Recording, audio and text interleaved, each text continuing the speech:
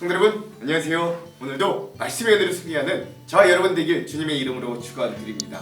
우리 계속해서 사도행전 여행을 떠나고 있고요. 우리 지난 시간 내용을 한번 기억해 보겠습니다. 지난 시간은 우리가 11장의 전반부의 내용을 함께 나눴어요. 로마 백부장 고넬료가 이 회심하고 복음을 받아들였다. 그가 그리스도인이 되었다라고 하는 소식이 예루살렘 교회에 들어가자 그 예루살렘 교회 내부에 있던 할레파, 즉 유대인이었다가 그리스도인이 되었던 사람들이 그 이방인, 그것도 로마의 백부장 이 고넬료에게 복음을 전하고 그와 상대했던 베드로, 사도 베드로를 비난하기 시작했어요.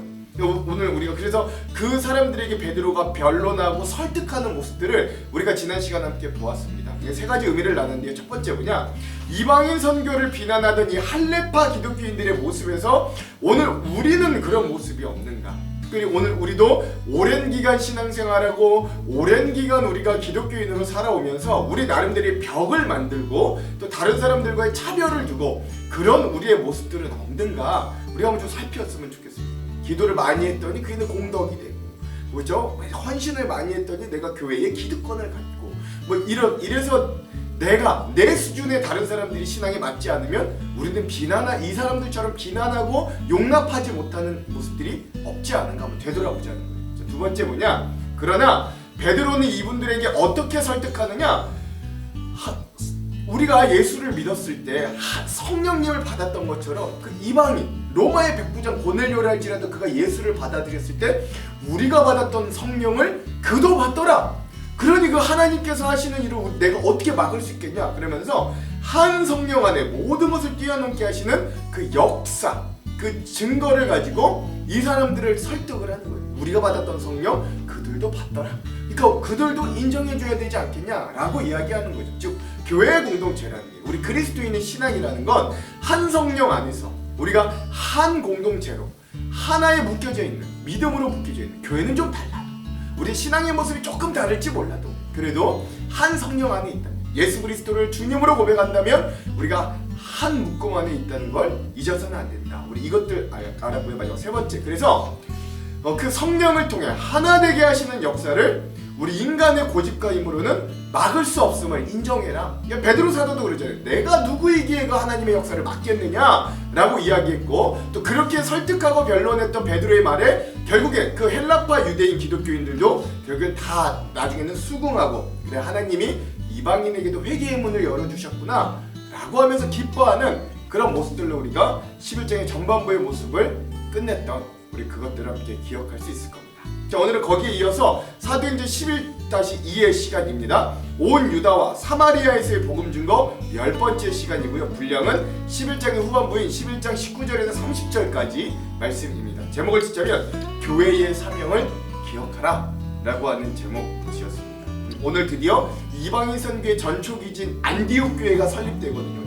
교회가 설립되자마자 어떤 일을 하는가, 그걸 통해 우리가 교회의 사명을 한번 기억해보자 라고 하는 의미예요. 그럼 두 가지 맥을 한번 짚고 그 맥에 따라 내용과 주안점을 살펴볼게요. 첫 번째 맥, 오늘 말씀해 보면 안디옥 교회가 생기고 활성화되는 그 힘의 방향이 어떠한가, 그러니까 안디옥 교회가 어떻게 생겨났고 어떻게 그 힘을 받는가, 그 힘의 방향이 어떠한가를 생각해 보면서 말씀을 읽었으면 좋겠어요. 자, 두 번째 맥은 뭐냐? 오늘 말씀 보면 그 안디옥 교회, 평신도들이 서로 협력하고 활성화된 안디옥 교회가 원래 본 교회였던 예루살렘 교회가 어려움을 당할 때 또 어떻게 반응했는가, 어떤 활동들이 일어났는가도 한번 잘 살펴보면서 오늘 말씀을 읽었으면 좋겠습니다. 자, 이 두 가지 맥을 짚으면서 내용과 주안점을 들어가 볼게요. 먼저 내용입니다. 오늘 11장 후반부 마지막은요, 안디옥 교회가 설립되는, 세워지는 모습을 볼 수 있어요.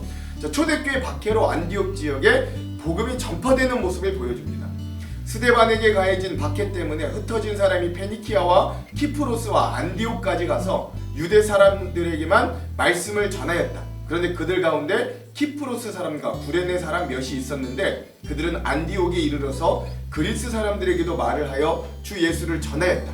주님의 손이 그들과 함께 하시니 수많은 사람들이 믿고 주님께로 돌아왔다 라고 하는 거예요. 초대교회에게 내려진 박해로 인해서 이 초대교회 사람들이 예루살렘에만 머물러 있을 수 없고 페니키아, 키프로스, 안디옥까지 흩어졌는데, 특별히 그 안디옥에 흩어진 몇몇의 사람들이 그게 뭐 의도였는지 아니면 실수였는지 모르겠지만 원래 이들은 같은 동족인 유대인들에게만, 디아스포라 유대인들에게만 복음을 전했는데 이들은 거기에 있는 헬라인 이방인들에게까지도 복음을 전했고, 그렇게 복음을 전한 이래 주님의 손이 함께 하니까 그 이방인의 수많은 사람들이 오히려 주님을 믿고 돌아오는 역사가 일어났다라고 놀라운 증거가 있는 거죠. 그 이후에 바나바와 사울이 그 안디옥에 파송되어서 교회가 세워지는 겁니다. 예루살렘 교회가 이 소식을 듣고서 바나바를 안디옥으로 보냈다, 파송한 거죠. 바나바가 가서 하나님의 은혜가 내린 걸 보고 기뻐하였고 모든 사람에게 굳센 마음으로 주님을 의지하라고 권하였다. 바나바는 착한 사람이요 성령과 믿음이 충만한 사람이었다. 그래서 많은 사람이 주님께로 나아왔다. 바나바는 사울을 찾으려고 다소로 가서 동역자로 삼으려고 그를 만나 안디옥으로 데려왔다. 두 사람은 1년 동안 줄곧 거기에 머물면서 교회에서 모임을 가지고 많은 사람을 가르쳤다. 제자들은 안디옥에서 처음으로 그리스도인이라고 불렸다. 이 말씀에 보면 아주 놀라운 일들이 일어나는데, 자, 그러니까 예루살렘 교회 그 소식을 들은 겁니다. 안디옥에 이방인들에게도 복음을 전했더니 거기 생각보다 수많은 사람들이 주님을 믿고 돌아오더라 라고 하니까 이 예루살렘 교회가 바나바라고 하는 이 예수님의 제자를 그 속에 파송하는 거죠. 그러니까 안디옥 지역에 이제 개척교회 목사로, 담임 목사를 보내는 거예요. 그래서 그 바나바가 그 안디옥 지역에 그 주님을 받아들인 이방인들을 모아놓고 교회를 만들려고 하는데 혼자는 어려우니까 얼마 전에 예수님을 만나 변화됐던 다소에 있는 사울, 우리가 나중에 볼 바울을 데리고 와서 이 안디옥 교회를 같이 개척했던 모습, 그리고 그 안디옥 교회를 개척하면서 드디어 그 지역에서 그 예수님을 믿는 사람들이 뭐라고 불렀느냐, 처음으로, 역사상 처음으로 그리스도인이다, 우리나라 말로 하면 그들은 예수쟁이다 라고 하는 말을 들었다 라고 하는 이제 놀라운 일들도 일어나게 된 겁니다. 이후에 우리 주안점에서 의미들도 함께 나눠볼게요. 그 이후에 이렇게 세워진 안디옥 교회가 구제 활동을 하는 거예요. 그 무렵 예언자 몇이 예루살렘에서 안디옥에 내려왔다. 여기서 예언자는 진짜 주님이 세워주신 예언자예요. 그 가운데 아가보라고 하는 사람이 성령의 감동을 받아서 일어나 온 세계에 큰 기근이 될 것이라 예언하였다. 바로 그 기근이 글라우디오 황제 때에 들었다. 그래서 제자들은 각각 자기의 형편에 따라 몫을 정하여 유대에 사는 신도들에게 구제금을 보내기로 결정하였다. 그들은 그대로 실행해서 바나바와 사울 편에 것을 장로들에게 보냈다. 이제 역할이 달라진 겁니다. 오히려 본 교회는 예루살렘 교회고 안디옥 교회는 이제 막 개척한 신생교회, 지교회인데, 근데 이 예루살렘 교회에 대기근이 들어서 이 어렵다는 얘기를 듣자 이 안디옥 교회 사람들이 모금을 해서 오히려 그것을 예루살렘 교회, 모교회를 돕는 일들이 일어나게 되었다라고 하는 거죠. 그러니까 이 교회가 세워지고 또 이 교회가 본 교회를 도와주는 놀라운 일들이 일어나면서 오늘 11장의 이야기가 마무리됩니다. 이 부분도 우리 주안점에서 함께 의미를 깊게 나눠볼게요. 자, 그럼 오늘 이 부분 사도행전 11장의 후반부 핵심 구절을 함께 나누겠습니다. 오늘 한 군데인데요. 25절에서 26절 제가 한번 읽어볼게요. 바나바가 사울을 찾으러 다소에 가서 만남에 안디옥에 데리고 와서 둘이 교회에 1년간 모여있어 큰 무리를 가르쳤고 제자들이 안디옥에서 비로소 그리스도인이라 일컬음을 받게 되었더라. 아멘. 오늘 이 안디옥 교회가 세워지고 거기서 그리스도인이라고 이름이 붙여진 우리 모습들을 오늘 말씀의 핵심 구절로 삼아 보았습니다. 자, 그럼 오늘 이 부분에 대한 주안점 우리 세 가지를 함께 나누고 오늘 말씀을 읽어볼게요. 먼저 첫 번째, 오늘 이 본문을 통하여 오늘 우리가 이 안디옥 교회를 통해 교회의 사명이 무엇인가, 그리고 교회가 그렇게 지속할 수 있었던 이유는 무엇인가를 함께 좀 살펴보고 은혜를 나눴으면 좋겠어요. 왜? 오늘 말씀은 어차피 안디옥 교회, 이방선교의 전초기진 안디옥 교회가 세워진 내용이거든요. 19절에서 20절, 그때 스데반의 일로 일어난 환란으로 말미암아 흩어진 자들이 베니게와 구브로와 안디옥까지 이르러 유대인에게만 말씀을 전하는데 그 중에 구브로와 구레네 몇 사람이 안디옥에 이르러 헬라인에게도 말하여 주 예수를 전파하니 아멘. 그렇죠? 재밌는 장면인데 오늘 이 말씀해 보니까 초대교회 상황이 아주 잘 나타나 있습니다. 초대교회 성도들이 복음을 아주 열심히 전파했던 모습을 알 수 있어요. 어느 정도냐면 환란으로 흩어졌는데도 그 흩어진 그곳에서 그들이 복음을 열심히 전하는데 변함이 없을 정도였습니다. 근데 문제가 하나 있는데 그게 뭐냐면 이들이 흩어진 초대교회 성도들이 복음을 유대인들, 즉 엄밀히 이야기하면 베니게, 구브로, 안디옥 이런 이방 지역에 있는 디아스포라 유대인, 즉 우리나라 말로 하면 유대인 동포들에게만 전했다라는 거예요. 근데 재밌는 건 그들이 복음을 전하는 중에 뭐 실수라고 해야 될까요? 아니면 뭐라고 표현할지 모르겠는데 아무튼 그들 중에 몇이 이방 헬라인들에게 복음을 전하는 것이 그들의 전했다라고 하는 거예요. 근데 물론 우리가 생각해 보면 그들이 주로는 같은 동포 유대인들에게 복음을 전하려고 했으니까 가끔 이방인들에게 복음을 전했던 건 그들이 했던 사역 중에서 비주류 중에 비주류 가끔 있는 일이었을 겁니다. 해도 그만 안 해도 그만 이런 일이었을지도 모르는 일이죠. 왜냐하면 동포들에게도 복음을 전하기 바쁘고 힘들었기 때문일 거예요. 그런데 이 복음 전파들이 이렇게 부록같이 여기던 이방인들 즉 헬라인들에게 복음을 전하니까 놀라운 일이 발생하는 거예요. 21절 주의 손이 그들과 함께 하심에 수많은 사람들이 믿고 주께 돌아오더라. 아멘. 하나님의 손이 하나님의 은혜가 그 이방인들과 함께 하시니까 생각지도 못한 수많은 헬라인들 즉 이방인들이 하나님께로 돌아오는 역사가 발생합니다. 놀라운 일들이 발생한 거예요. 그러니까 이런 사건들을 통해 우리가 좀 되짚어볼 필요가 있는 게 하나가 있는데 그게 뭐냐? 사도행전을 시작하기 전에 예수님께서 하늘로 올라가시면서 그 남아있는 제자들에게 주신 지상 명령이 어떠한가를 먼저 좀 살펴봐야 됩니다. 마태복음 28장 18절에서 20절 예수께서 나와 말씀하여 이르시되 하늘과 땅의 모든 권세를 내게 주셨으니 그러므로 너희는 가서 모든 민족을 제자로 삼아 아버지와 아들과 성령의 이름으로 세례를 베풀고 내가 너희에게 분부한 모든 것을 가르쳐 지키게 하라. 볼지어다 내가 세상 끝날까지 너희와 항상 함께 있으리라 하시니라. 아멘. 특별히 예수님의 이 지상명령에서 예수님의 명령의 대상이요 여러분 유대인들에게만 이스라엘에게만 이렇게 국한되어 있지 않다라는 걸 여러분 발견할 수 있죠. 누구에게라고 되어 있어요? 모든 민족에게라고 주님은 명령하셨어요. 이들은 열정과 최선을 다했지만 이 초대교회 제자들은 예수님의 명령을 제대로 잘 기억하지 못했던 거예요. 그리고 예수님이 뭐라고 하셨냐면 그 모든 민족에게 첫 번째 제자를 삼고 둘째 세례를 베풀고 셋째 예수님께서 직접 몸소 십자가를 통해 보여주시고 임하게 하신 이 하나님 나라의 복음을 가르치고 지키게 하라 라고 말씀하셨어요. 그러니까 이 제자들이 언제 이 예수님의 명령을 제대로 지키게 되었냐면 오늘 본문 26절에서야 비로소 예수님의 명령대로 진짜 움직이게 됐던 거예요. 26절 만남에 안디옥에 데리고 와서 둘이 교회에 1년간 모여있어 큰 무리를 가르쳤고 제자들이 안디옥에서 비로소 그리스도인이라 일컬음을 받게 되었더라. 아멘. 그럼 이때부터 비로소 바나바와 사울 아직 바울이 안 된 사울이 유대인과 헬라인들 즉 이방인들 모두에게 첫 번째 복음을 전했고 둘째 큰 무리를 가르쳤고 셋째 그들로 제자를 삼았다라고 26절이 이야기하는 겁니다. 드디어 예수님의 지상명령 모든 민족 이방인들에게까지도 이 복음을 전하고 가르치라고 하셨던 이 명령이 온전히 지켜진 첫 번째 사건이 이 26절 11장에 나타납니다. 그래서 이들이 이때부터 사람들에게 뭐라고 불렸다고요? 아 저들은 그리스도인이다 우리나라 말로 직역하면 예수쟁이다 라고 불려지게 되었다고 성경은 우리들에게 증언합니다.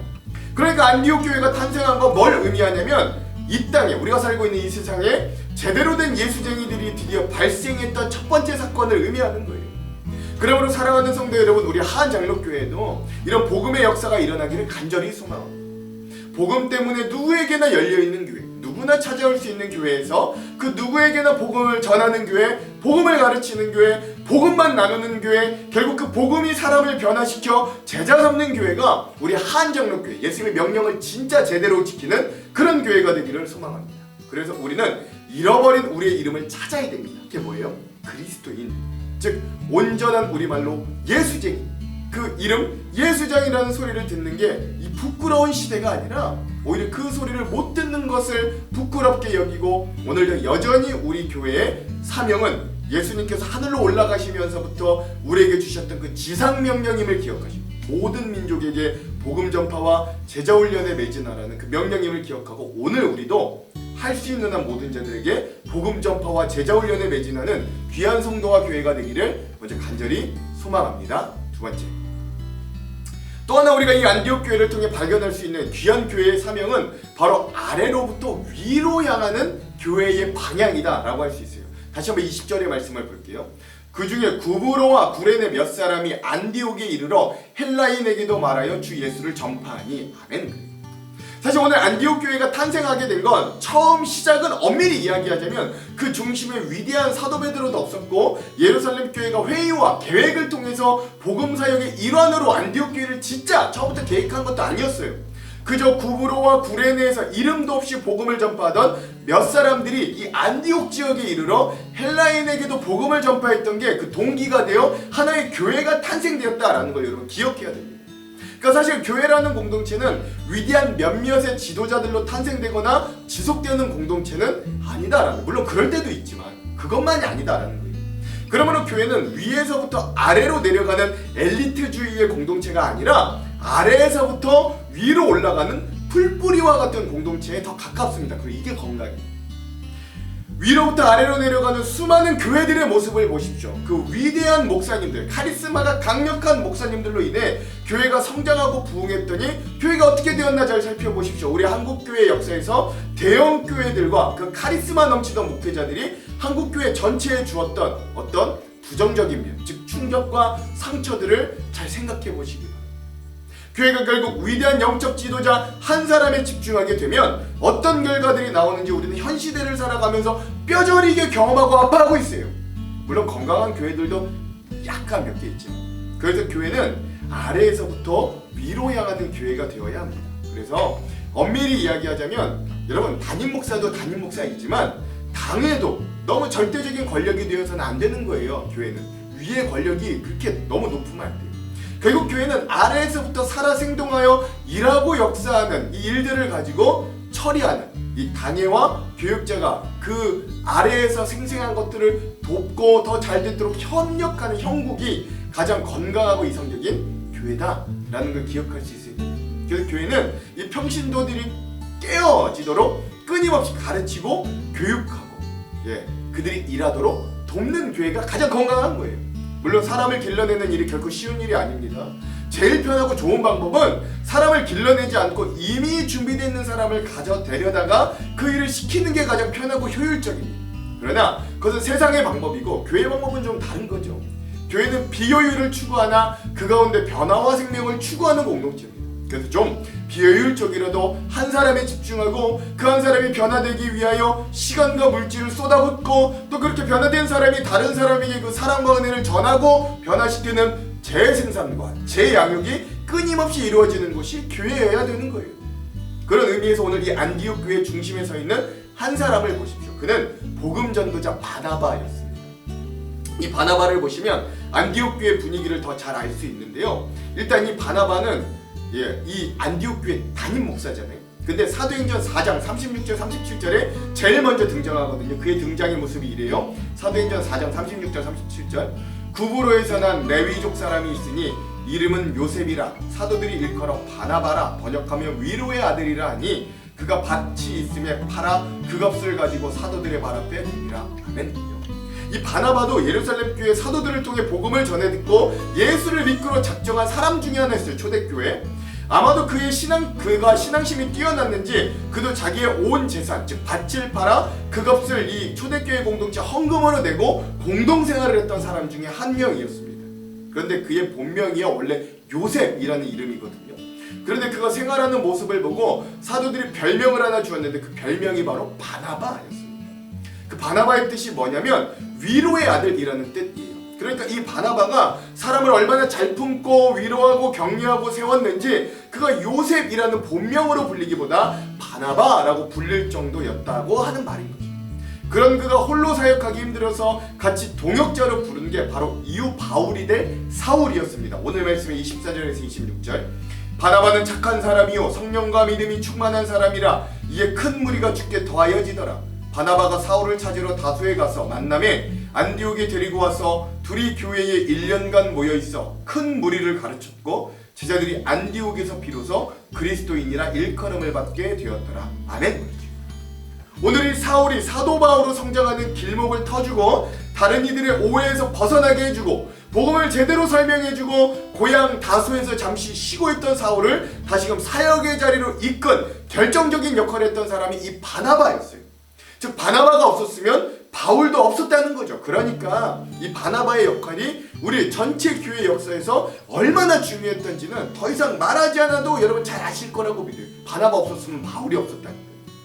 그리고 그런 안디옥 교회 담임 목사인 바나바가 자신이 바로 사람을 위로하고 사람을 세우는 일에 먼저 매진하고 있다는 걸 여러분 잘 살펴봐야 됩니다. 그 교회란 그 구성원들이 서로가 서로를 위로하고 또한 서로 세워주고 격려하고 일으키는 공동체가 되어야 하는 거예요. 그 사람이 일어나고 세워지는 공동체가 교회여야만 합니다. 우리 사회에서도 국회의원이나 어떤 특출난 사람이 아닌 평범한 시민들이 지역 기반의 의사결정 과정을 거쳐서 지역 공동체 운영과 생활의 전반에 참여하는 걸 그런 민주주의를 풀뿌리 민주주의라고 합니다. 우리 밤일말 잘하는 거잖아요. 그래서 아래서부터 위로 향하는 이 복음의 방향을 가진 교회를 저는 이것을 풀뿌리 복음교회라고 이름 짓고 싶어요.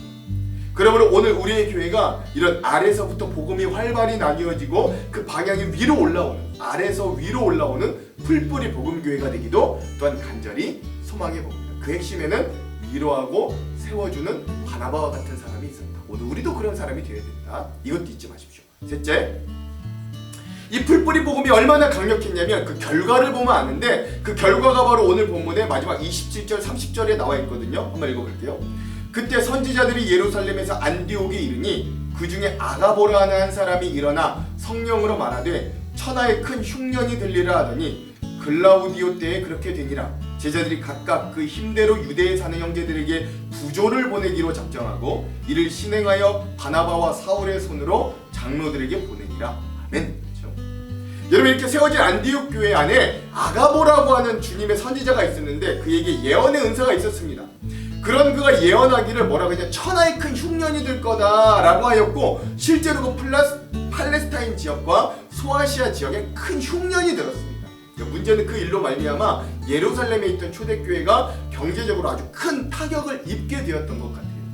그럼 안디옥 교회가 있는 시리아 지방은 흉년이 없었냐? 그렇진 않았죠. 거기도 극심한 흉년이 들었을 겁니다. 근데 여기서 중요한 점은 뭐냐? 이 예루살렘, 이 초대교회에 있던 예루살렘은 로마의 식민 지배하에 있는 그저 그런 촌동네였다면 지금 안디옥 교회가 있는 시리아 안디옥은 대제국 로마 안에서도 세 번째로 큰 도시였고 인구도 이 당시에 50만 명에 달하는 셀루기아라는 항구를 통해 지중해에 통하고 통상 무역의 중심지가 되었던 그런 도시였어요. 그래서 안디옥의 별명이 동방의 여왕이라고 불릴 정도로 가장 부유한 도시 중에 하나였던 것입니다. 이 안디옥이라는 도시가.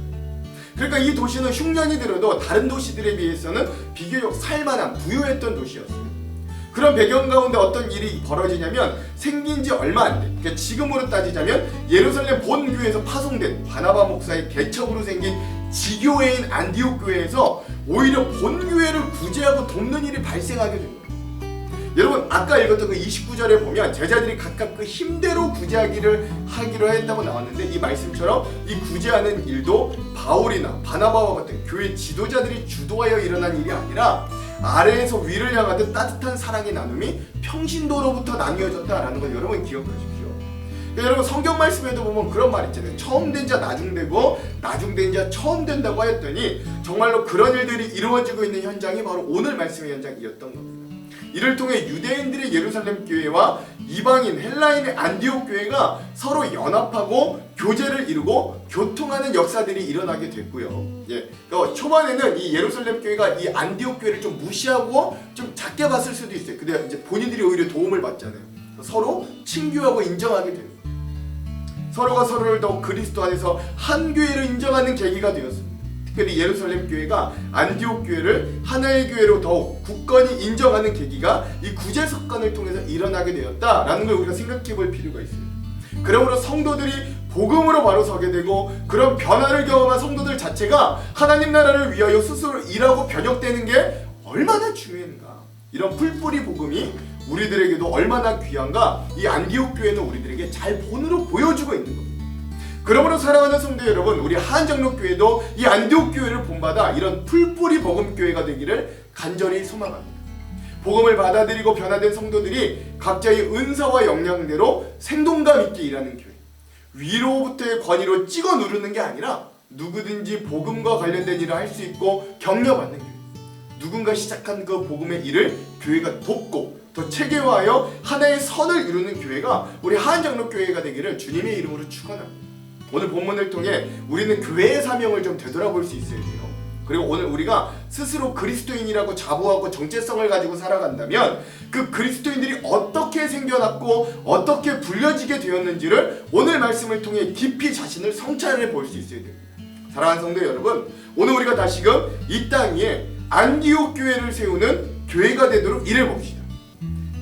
누구에게나 열려진 복음을 전파하는 교회, 사람들에게 인정받는 예수쟁이들, 그리고 아래에서부터 위로 향하는 풀뿌리 복음교회로서의 사명을 우리도 한번 다해봅시다. 그때 하나님의 손이 우리와 함께 하실 것이고 하나님의 놀라운 역사가 우리를 통해 다시 한번 이루어질 겁니다. 이런 꿈과 소망을 품고 다시 한번 복음과 교회를 위해 놀라운 역사로 사용된 저와 여러분, 우리 하안장로교회가 되기를 주님의 이름으로 축원합니다. 기도할게요. 하나님, 오늘 우리가 안디옥 교회가 세워진 모습을 보며 하나님, 이들이 복음을 전하기 위해 얼마나 애를 썼는가. 그리고 하나님은 은혜를 주셔서 이들이 그리 열심히 주리로 하지 않았지만 이방인들에게 복음이 전해졌을 때 많은 무리가 주님의 손길을 통하여 돌아오게 하셨다 일들을 기억합니다. 그 가운데 사랑의 돌봄자 바나바 목사를 세우시고 또한 사울도 그곳에 일하게 하셔서 교회가 든든히 서게 하시며 그 교회가 오히려 본 교회인 예루살렘 교회를 도왔던 것 같이 하나님, 우리도 이런 교회를 통해 교회의 사명과 본질을 깨닫게 하시고 오늘 우리 교회도 위에서부터 아래로 향하는 교회뿐만 아니라 우리 아래 평신도들의 열정과 복음의 일들을 통해 위로 도전이 되고 하나님께 기쁨이 되는 귀한 교회, 우리 하안교회가 될 수 있도록, 하안장로교회가 될 수 있도록 하나님 우리와 함께하여 주시옵소서. 오늘도 말씀 여행 가운데 그런 은혜를 주실 주님을 기대하며 예수님 이름으로 기도합니다. 아멘. 그럼 사랑하는 성도 여러분, 오늘 하루도 말씀으로 승리하십시오. 사랑하고 축복합니다. 화이팅! 그때 스데반의 일로 일어난 환난으로 말미암아 흩어진 자들이 베니게와 구브로와 안디옥까지 이르러 유대인에게만 말씀을 전하는데, 그 중에 구브로와 구레네 몇 사람이 안디옥에 이르러 헬라인에게도 말하여 주 예수를 전파하니 주의 손이 그들과 함께 하심에 수많은 사람들이 믿고 주께 돌아오더라. 예루살렘 교회가 이 사람들의 소문을 듣고 바나바를 안디옥까지 보내니 그가 이르러 하나님의 은혜를 보고 기뻐하여 모든 사람에게 굳건한 마음으로 주와 함께 머물러 있으라 권하니, 바나바는 착한 사람이요 성령과 믿음이 충만한 사람이라. 이에 큰 무리가 주께 더하여지더라. 바나바가 사울을 찾으러 다소에 가서 만나매 안디옥에 데리고 와서 둘이 교회에 1년간 모여 있어 큰 무리를 가르쳤고, 제자들이 안디옥에서 비로소 그리스도인이라 일컬음을 받게 되었더라. 그때 선지자들이 예루살렘에서 안디옥에 이르니 그 중에 아가보라는 한 사람이 일어나 성령으로 말하되 천하의 큰 흉년이 들리라 하더니 글라우디오 때에 그렇게 되니라. 제자들이 각각 그 힘대로 유대에 사는 형제들에게 부조를 보내기로 작정하고 이를 실행하여 바나바와 사울의 손으로 장로들에게 보내니라.